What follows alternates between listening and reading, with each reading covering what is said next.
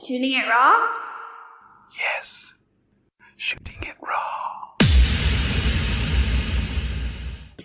Is that the one where I'm in the middle there with my teach hat on and surrounded Yep. by the kids? Mm-hmm. I'm in heaven.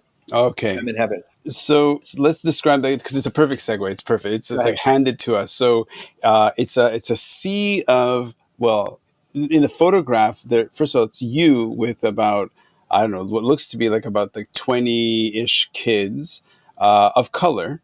Okay, some with sunglasses. It's a very bright day, and behind seems to be the larger sea of people of more adult-sized bodies. Tell me if I'm wrong on this one, but some of the kids are raising their hands towards the photographer. And then there's you with like a white T-shirt and a blue blazer. It looks like a super bright sun. There are palm trees in the background.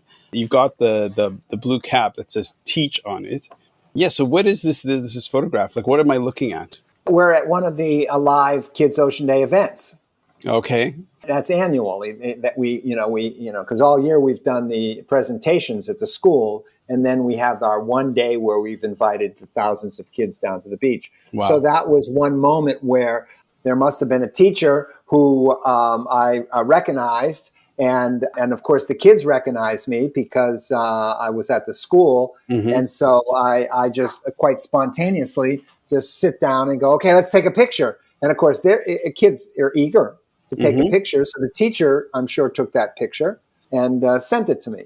Wow. And I've used it in my TEDx talk too, of like, there I am in the middle of it, as happy as can be. It's astounding at how full the crowd. Now, this crowd is purely for the marine cleanup, or is this just a beach day? No. Anybody that you see at the beach when I'm around is all from the program, because we do it in May, and the beaches, and we do it during the week, and so the beach is virtually empty. It's insanity. The amount of people is just it's incredible. Did I send you one? I know you didn't use it for this talk, but did I send you one with the helicopter? I don't know. I can check later. So in the scheme of things, in terms of the history, is this a more recent photograph, like say closer, say in the past 5 years, or is this one of the older photographs? The style says it's much more recent. Yeah, anything within the last 10 years is recent. Right. Because I've had that teach hat, for a while. I had a bunch of them printed up. It's great. Okay, so then in your presentation, you transition to what people can do. What's the next? What can you do about it? What's the next step? So, what are the different activities that you talk about? Well, when I'm talking to the kids too, and also just to back up, when you see those kids there, those kids, a good 15% or so have never been to the beach before. That's insane. And so that's another OMG moment for adults when they're when you're talking to them about what we're doing, and we say we're actually bringing kids who've never been to the beach before. And there's concerns in the environmental world. An example is around parks. There's many kids haven't been to parks. I mean, and our national parks. And if they haven't been to these parks, then as adults, they're not going to. Well, so what's a park? Yeah, why would they care? Because they don't know. And so that's part of I'm very clear on what our purpose is getting kids, who have never been or very few times to the beach to fall in love. Sure. Look what they're finding now. Do you know what they're finding now in the ocean? Masks and gloves. Yeah, of course. Let's blame the mask manufacturer. They made like a product, that's bad for the environment. What did you drop it for?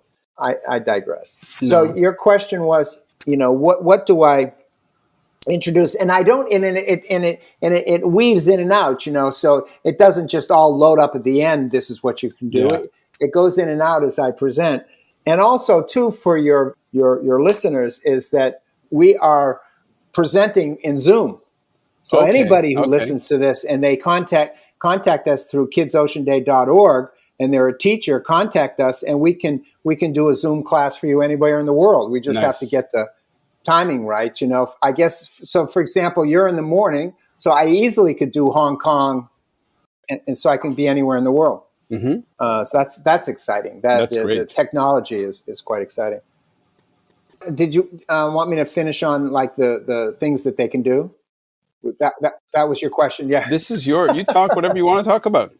Well, and basically now, and I'm dealing mostly with elementary school kids, so you're coming up with the simple stuff, and the simplest one is, do not litter, do not drop one piece of trash on the ground in the first place, and I've shown them how that if you do that, when it rains, it goes down the catch basins, the storm drains, goes out and makes a mess of the ocean. So you're empowering them. You're giving them an action that they can do. So it's this simple stuff of like, if you go to your coffee shop, you bring your mug, you use your water bottle, you make sure that you recycle, bring your grocery bag to the supermarket. And if you don't like 6-pack rings, don't buy them. Yeah. So my main and most important point for kids is that where you spend your money has an impact.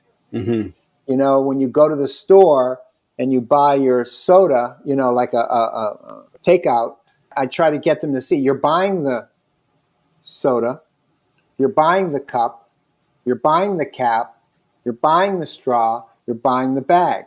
And right away I said, but you're not a bad person. You're like us all, you just kind of go along with it. I said, but you very easily could say to the person, well, no, thank you. I don't need the bag. So you just cut down. I don't need a straw. You just cut down on the trash. So it's getting those simple acts into a kid's head, because a kid can go, oh my gosh, the world is falling apart. What can I do? I'm just a kid. You get overloaded and overwhelmed. And so I try to get it down to, well, you can do something. You can go online. You can Google, give me 10 healthy fish. Yeah. And all of a sudden, Google is going to pop up. These are the 10 fish that we have the most of, and these are the 10 fish that are the healthiest. And then you go shopping with mom, a dad. Yeah. And you go, hey, I just found out that something, one of them. Yeah, in terms of changing the shopping behavior, for sure. Yeah, it's very powerful. I love the fact that I'm getting different people on the podcast, and everybody's everybody's kind of has their energy and their direction. And so do you think, like, what in your upbringing put the seeds or put the foundation to move to environmental action? Growing up in Boston, or is it somebody in your family? Like, why is there this value inside you to sort of say, okay, you know what, I'm going to dedicate years, decades. Obviously, you're getting the benefit of inspiring kids to protecting the ocean, but what is it in how you grew up that made this so important? Well, yeah, and that's the key. That's the key of what I'm trying to give back to kids who've never been to the beach, is this joy of the beach. So it came to me because, and I think it might have been my mother more, but not that my father wasn't. There was always days at the beach. We'd all get into the car and off to the beach, and there's beautiful beaches up there on the North Shore of Boston. Gloucester and Rockport and Marblehead and Beverly, and every once in a while there'd be someone who had a boat, and then there was a cousin who had a camp, and we went up to the lake and did water skiing. So there was an introduction to that. That was just there. We're going to the beach. We're going to the beach. We're going to the beach. And I was a swimmer. I was at the Y, and I was swimming, so I was in the water. And I don't know why I say my mother more. Maybe I just remember having some times where we actually walked together on the beach, and I enjoyed her company. But that doesn't mean my father didn't. But when we went, it was a family affair. We rented a house for a few summers down in Cape Cod, which is south of Boston. Yeah, went to Martha's Vineyard, which is an island off of Cape Cod. So there was always ventures off to the beach. And there's something about being by the beach, and especially where there's surf, because the air is filled with the smell of the water. And particularly in the summer and whatever, we have that brightness, and you get down to the water. And look, for many people, the beach is a place of play, right? So how could you not fall in love with that environment? So what's coming up for you in the next year? Are there any big events? Well, this is the dream. And I've just clearly got it because 2019 was our last a live event, Right. and then COVID came. Mm-hmm. So obviously, 2020 was, we shut down March of 20, right? And so May of 20 there was nothing. Mm-hmm. The world was at a standstill. The streets were empty. Right. And when I think about that, it's just the oddest thing that we've all experienced together. Yeah. I mean, it must have been going out into the streets of Hong Kong when there was no traffic. There must have been a moment you go, oh, yeah, there's actually a street underneath all this crowds, And I wonder what it would like in cities like Bangkok and Saigon and everything that are so jam packed. Anyway, so there was nothing. Right. And then 2021 is now, and there's no going to the beach. But we have pivoted our presentations to Zoom. Right. We've done about 200 classrooms. And maybe a couple hundred more. So we'll have a good year. And the funders have been happy and pleased to continue funding us with this pivot towards Zoom. So that's 2 years. Yep. No Kids Ocean Day at the beach. And so then I said, okay, 2022. And I just made it up. I said, we're going to bring 25,000 kids to the beach over 5 days. We'll have 5 days, Monday, Tuesday, Wednesday, Thursday, Friday, 5,000 kids a day, 100 buses.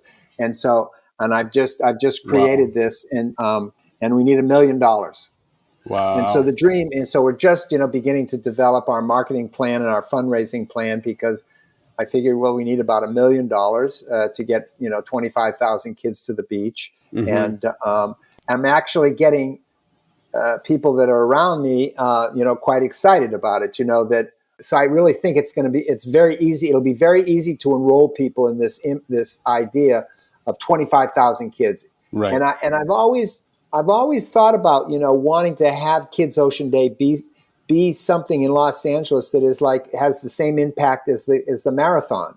The marathon is a huge event here, as in any.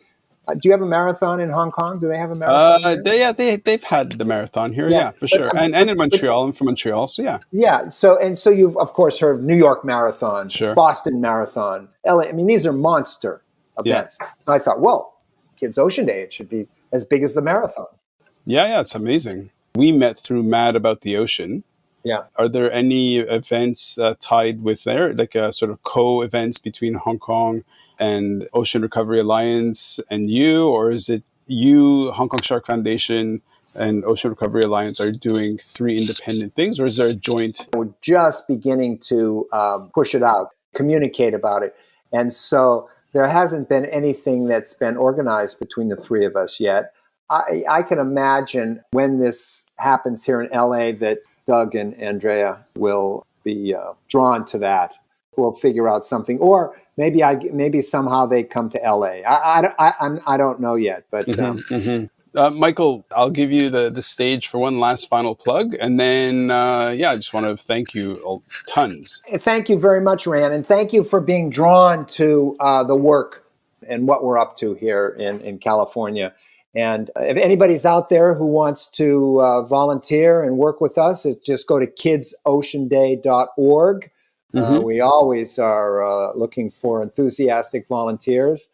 Put it on your calendar, May 2022, Los Angeles. We're going to have 25,000 kids on the beach, and we've got to raise $1 million to do that. So, do you ever partner with some dreamer kid out there who in Bangkok, for example, says, you know what, maybe I want to do something? So do you partner with other people to repeat, so they don't have to reinvent anything, that they can actually work with you to create a Kids Ocean Day Singapore or whatever? Totally open to that. The one that has proven most successful is the relationship with Hong Kong, which came from Doug actually seeing a video of the helicopter flying over the kids and saw the aerial art and contacted us.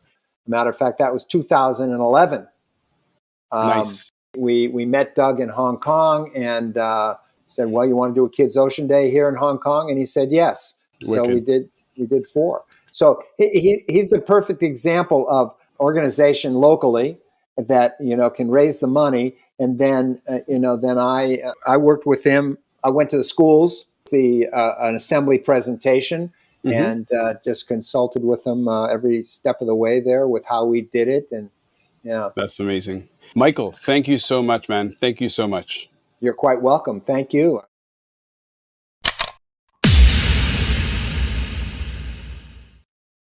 So is life really a gift? Really? Can you make every second count? That's the whole point of the podcast. So if you like what you've seen and you're inspired, because that really is my mission, then please give it a like, subscribe, and share. Shooting it raw? Yes, shooting it raw.